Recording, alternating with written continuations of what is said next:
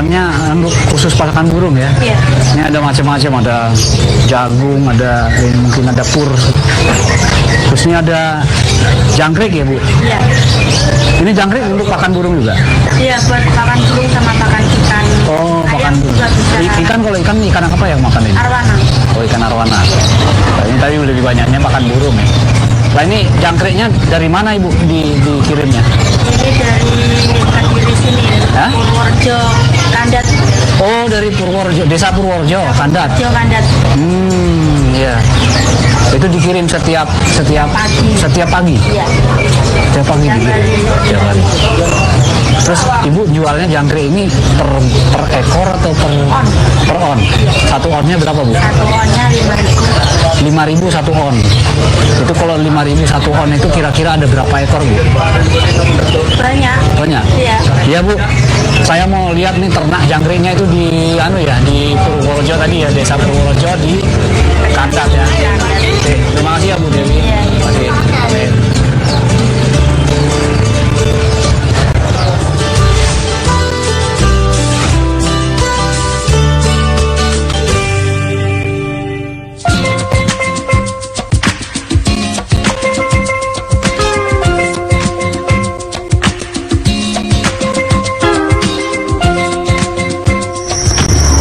Halo Mas.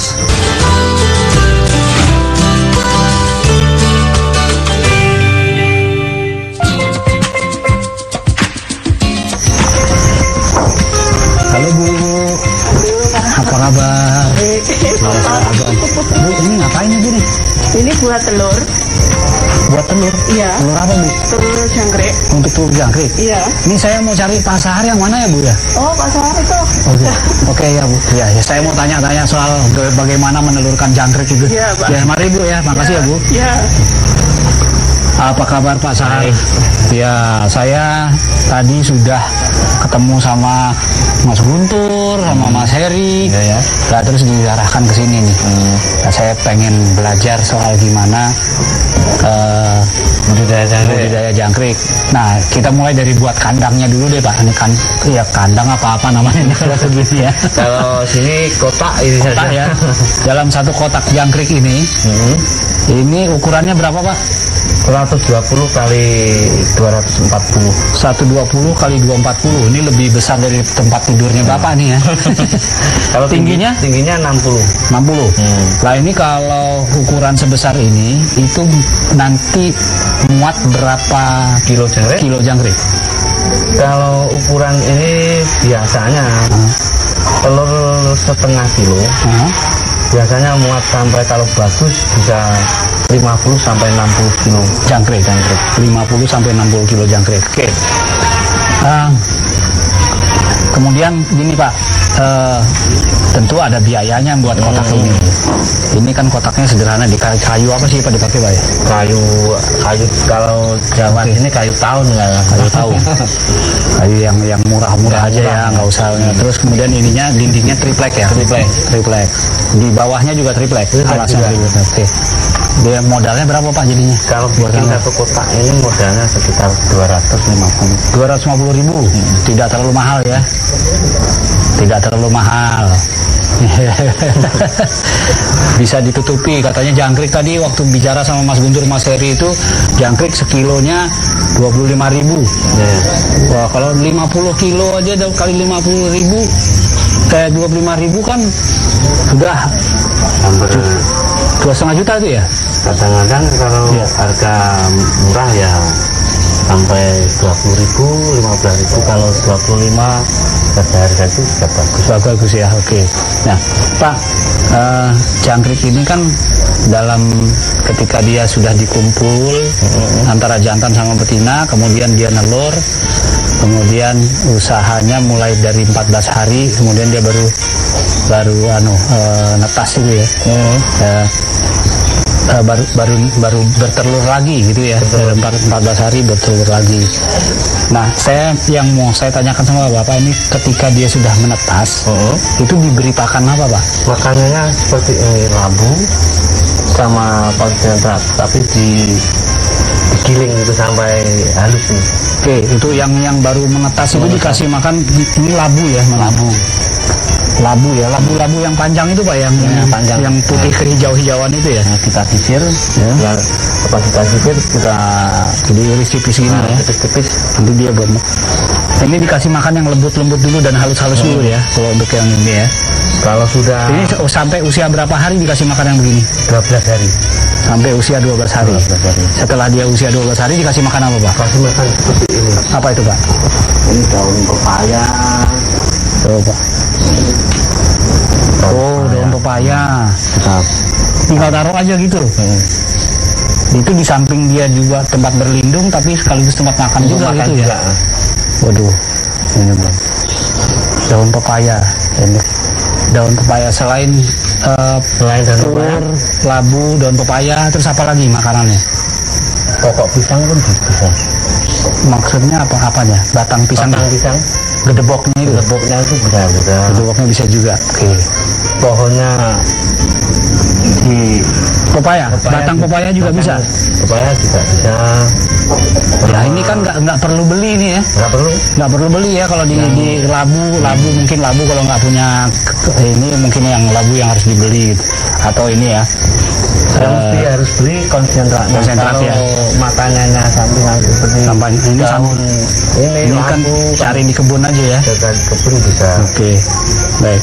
Lah, terus kemudian ininya Pak, cara merawatnya dari dia bertelur sampai kemudian dia netes sampai kemudian panen tuh gimana?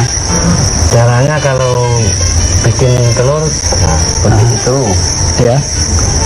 tarik ke sana gak? Ya nggak usah. Yang tadi ibu pegang itu. Ya. Pegang itu, lepas itu kita taruh seperti ini. Lepas itu kita tetapkan. Kalau sudah jadi telur, kita tetapkan taruh ini koran. Seperti konsentrat ini kan. Kita taruh telurnya taruh sini, kita bukui sama koran lagi. Kita tutupi sama koran seperti ini. Ya. Lepas itu 2-3 hari sudah menetas. Kalau sudah menetas kita lepas juga seperti ini. Oke. Kita taruh konsentrat rata, lepas itu kita taruh labu. Jadi mudah sekali Pak ya. Mudah. Dalam sehari Bapak kerja berapa jam untuk di jangkrik ini Pak? Tinggal produksinya Pak. Kalau cuma 2-3 box 1 jam cukup. 1 jam cukup. 2-3 box. 2-3 box 1 jam cukup. Kerja 1 jam, tapi kalau boxnya 50 kilo jangkrik, 50 kilo kali 25.000, 1.250.000 gitu ya. Benar nggak sih Pak saya ngitungnya? Betul kalau Betul ya. 1.250.000. Itu hanya kerja 1 jam gitu ya. tapi kan 30 hari toh Pak. Ya selama 30 hari. Oke Pak Sahar, terima kasih banyak. Ya. Saya sudah dapat berbagi ilmu dengan Bapak ini gimana. Nggak sulit kan Pak ya? Nggak sulit ya. Nggak repot. Ya. Bisa nih. Terima kasih banyak ya Pak. Semoga bisnisnya ini berhasil meningkat lagi. Terima kasih. Assalamualaikum.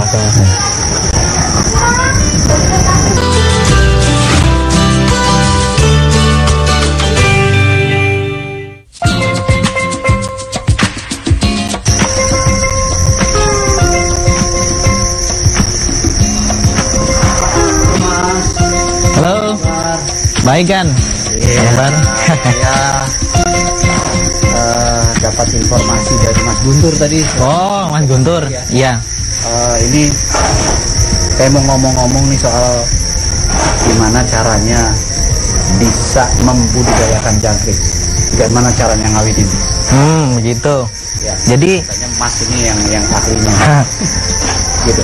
Gimana Mas? sebenarnya sih ngawinin jangkrik itu gampang. Cuman kita masukin jangkrik jantan dengan jangkrik betina dalam satu kotak, perbandingannya itu 1:10. Jadi satu jantan 10 betina. Tapi itu udah kotak yang gede-gede gini 1 jantan 10 betina.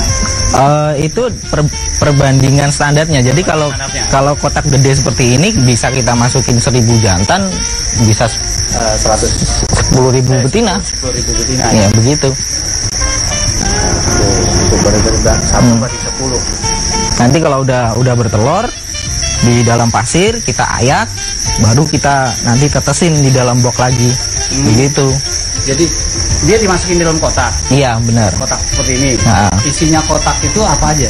Biasanya kalau kita ketika pertama kita mau netesin, itu isinya harus pakai ekstrak ayam seperti ini. Nah, Dia oke, iya. dia harus jadi tempat sembunyinya jangkrik. Setelah itu baru kita kasih pur yang digiling jadi tepung itu, kita ayak tipis-tipis di atasnya, baru telurnya nanti ditetesin di situ. Oke. Ya, setelah nanti menetes, baru kita kasih sayuran hijau-hijauan seperti sawi putih, kaisim, atau pepaya yang diiris tipis-tipis. Itu baru bisa. Jadi kotak kosong tadi hanya diisi dengan ekstrak begini. Benar. Ekstrak ini maksudnya adalah tatakan telur. Ya? Tatakan telur, betul. Telur, ya. Oke, ya hanya dikasih itu terus kemudian diayak apa nih? Pur halus, pur ayam. Ya, ini pur ayam biasa sih. Konsentrat itu. Iya, konsentrat seperti itu. 521 apa namanya? Biasanya 511. 511. Iya, 511. Diayak lagi. diayak. Ditaburkan ini. Baru nanti cukup seperti Kemudian itu. ditutup ininya. Ini ditutup supaya udara panas dari luar itu nggak masuk, sehingga kadar air dalam telur itu nggak menguap. Kalau dia menguap, kering, nggak mau netes. Berapa hari dia yang jantan dan yang betina itu disatukan kemudian dia bertelur? Standarnya itu biasanya 4 hari setelah berkumpul dia akan bertelur, dan proses bertelurnya itu kita bisa ambil telurnya itu tiap hari selama 14 hari. Dari mulai berkumpul Sampai dia habis itu sekitar 20 harian. 20 hari ya. Jadi Dia mulai bertelurnya 4 hari. 4 hari setelah berkumpul Terus setelah dia 4 hari itu bertelur. bertelur. Telur itu sampai 14 hari 14 berikutnya. hari berikutnya. Iya. Jadi tiap Terus setelah itu habis masa setelah itu habis dia masa produksinya. itu di akhir berarti. Afkir nanti kita bisa jual ke pakan lele atau pakan ayam, itu bisa. Akhirannya itu bisa. Masih bisa kita uangkan juga. Oke, begitu. yang akhirannya berapa per kilo nih? Kalau afkiran di sini biasa kita jual 7.000 per kilonya. 7.000 per kilo. Iya. Jadi masih bisa dijual. Oke. Nah, yang Mas produksi ini setelah itu menetas ya. Iya. Menetas berapa hari dia menetasnya telur? Menetas telur itu 10 hari. 10 hari ya. Iya. 10 hari. Dari 10 hari itu berupa larvanya kayak apa sih, Mas? Larvanya seperti ini. Halus-halus banget nih. Iya. Ini larva jangkrik umur 3 hari, udah dikasih makan sayurannya ini. Apa ini labu ya? Iya, labu yang diiris tipis-tipis. Kita jarang pakai sayuran sawi putih karena biasanya ada pestisidanya. Ini usia berapa hari nih? Ini usia 3 hari ini. 3 hari ya? Iya. Oke. Ya. Nah, jadi hitungannya ya nggak sampai bulan ya, mungkin mingguan gitu ya. Rata-rata standarnya jangkrik panen mulai dari ketika netes sampai panen itu sekitar 28 harian. 28 hari. Iya, kita udah bisa jual ke pasar. Aduh, nggak sampai sebulan sudah bisa Iya. panen ya. Tuh enak banget. Dan harga jangkrik di pasaran untuk jangkriknya? Untuk jangkriknya standar itu 1 kilo 25.000. 25.000 Iya, 25.000. jangkriknya. Iya, Lah, lebih mahal dari makanan manusia nih. bener. Rasanya cuma 10.000, 12.000 Iya. per kilo. Per kilonya seperti itu. Jangkrik 25.000. Waduh. Mas sendiri kirimnya jangkrik atau telurnya? Saya sekarang produksi jangkrik untuk pemenuhan Jawa aja udah kewalahan. Hah? Begitu. Iya, Karena permintaannya benar-benar gila. berapa satu hari per Jawa? Tiap Katakanlah Jawa Timur saja misalnya.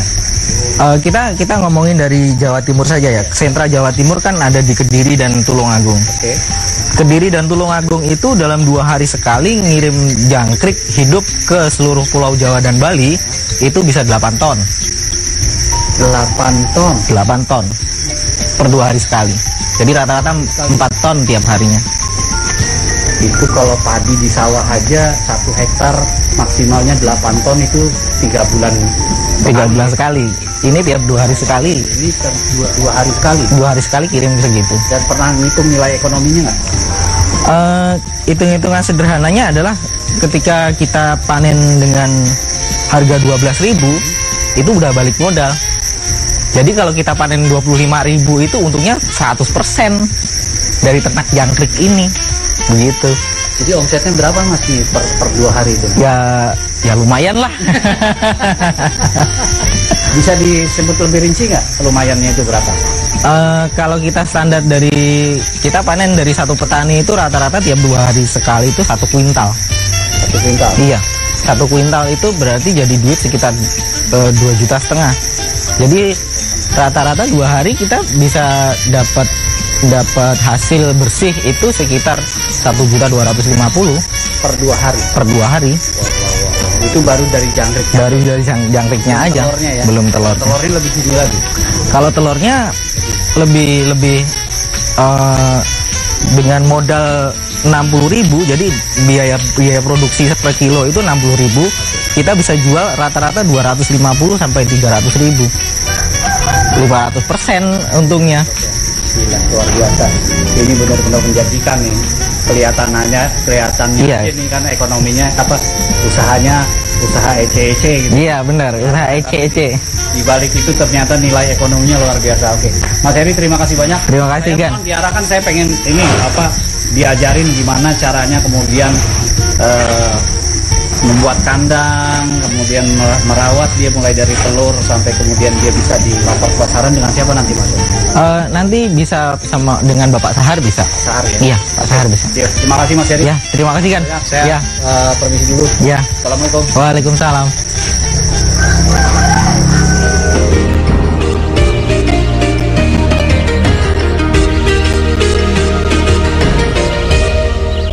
Madu.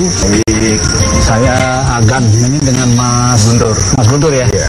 Oke Mas Guntur, ini saya dapat informasi Mas dan teman-teman ini melakukan satu usaha. Kalau orang bilang zaman sekarang ekonomi kreatif gitu ya. Kreatif banget kalau ini saya bilang. Kreatif banget karena ini usahanya adalah budidaya jangkrik. Iya benar. Oke. Saya mau bicara secara umum dulu nih. Budidaya jangkrik ini bisa ada itu karena apa Mas? Gini Pak, karena kita punya ide seperti ini. Karena kita nyari dari alam itu kan lama-lama kan juga susah Pak. Terus kita kenapa mau nyari dari alam itu alasannya karena apa gitu?